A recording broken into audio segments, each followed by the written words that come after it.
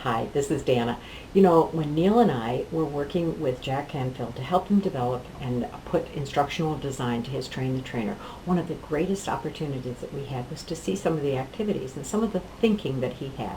And one of the things that I loved that I learned from him was that feedback is not positive or negative. Feedback is really on course or off course to get to the goal that you want. And that was one of the most helpful things for me to understand feedback. You know, people say, oh, feedback, breakfast of champions, bring it on. But you know, most of you don't believe that at all. Most of you is like, feedback, I don't want to hear it. And so I really started thinking, why do we look at feedback that way? And I think part of it is because we don't see it as, am I getting my goal? Is this getting me to my goal, or is it taking me off? We tend to see it as positive or negative. And so I would invite you to begin to look at feedback in a little different way. Now, the second reason that I really believe that we don't like feedback, or feedback is hard, is because, quite frankly, we don't want to be wrong.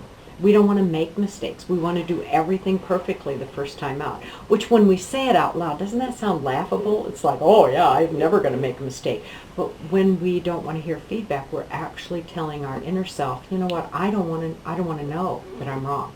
I don't want to hear what I'm doing wrong.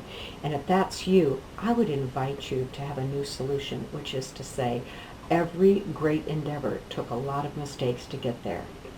Every great accomplishment had a lot of failure along the way. And so don't be afraid of failing. Don't be afraid of being wrong, because sometimes the very thing that makes you wrong is going to lead you to the thing that's going to make you great.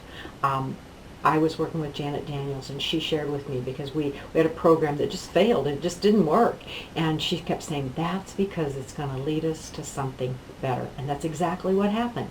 That mistake, that feedback that we got that it wasn't working, was what led us to Teen Connections Pro, which is an amazing program. And so I just would invite you, if you're that person saying, I don't like to be wrong, step back and recognize that when you learn what you're not getting, or what's not getting you what you want, you can adjust your course and you can make your goal happen of ultimately what you want. The third reason that people, I truly believe, don't like feedback is because they just don't want to change.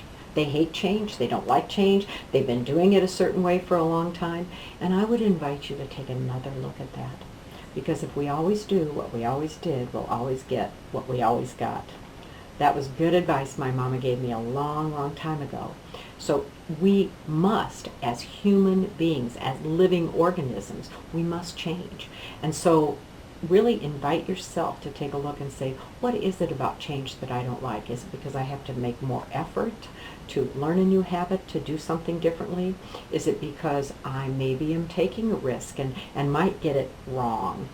Whatever it is, I'd invite you to take a real look at yourself and say, what makes feedback difficult for me, and what can I do to change that?